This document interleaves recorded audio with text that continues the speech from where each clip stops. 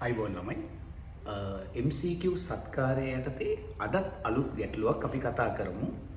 අද කතා කරන්නේ උභය ගුණී ඔක්සයිඩයක් වන්නේ.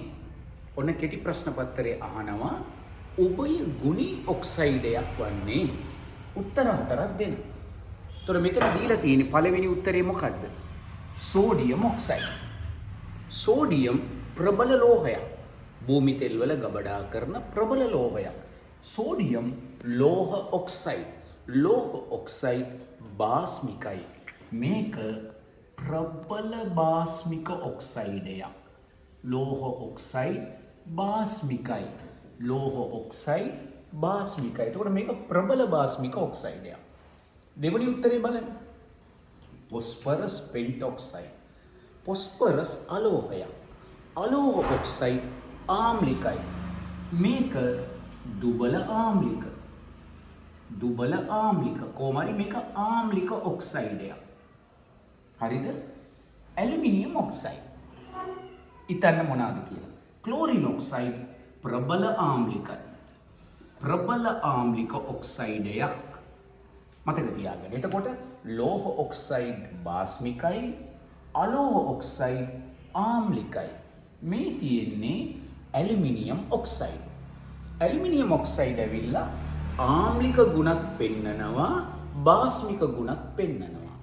ආම්ලික හා බාස්මික ගුණ පෙන්නන නිසා මෙයාට කියනවා උභය ගුණී ඔක්සයිඩය. එතකොට ඔයා දැනගන්න ඕන උභය ගුණී ඔක්සයිඩය මොකද්ද? Aluminium oxide. එහෙනම් විභාග ප්‍රශ්නෙට උත්තරේ මොකද්ද? උභය ගුණී ඔක්සයිඩය කුමක්ද? Aluminium oxide. ලෝහ ඔක්සයිඩ් බාස්මිකයි. ලෝහ ඔක්සයිඩ් ඝන.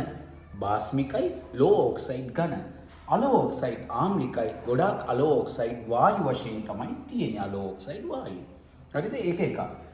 අනිත් එක තමයි මේ රසායන විද්‍යා පාඩම් මාලාව සම්පූර්ණයෙන්ම සමන්නිෂා YouTube channel එක ඔස්සේ ඔබට මේ මුළු පාඩම් මාලාවම නරඹන්න පුළුවන්.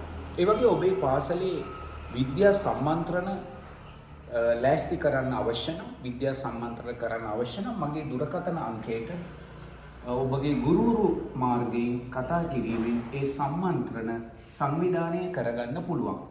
මේ තියෙන මගේ දුරකථන අංකය 077433648. ඒ වගේම O level විභාගයට වැදගත් ආදර්ශ ප්‍රශ්න පත්‍ර කට්ටල අවශ්‍ය නම් මගේ අංකයට WhatsApp message එකක් දාන්න.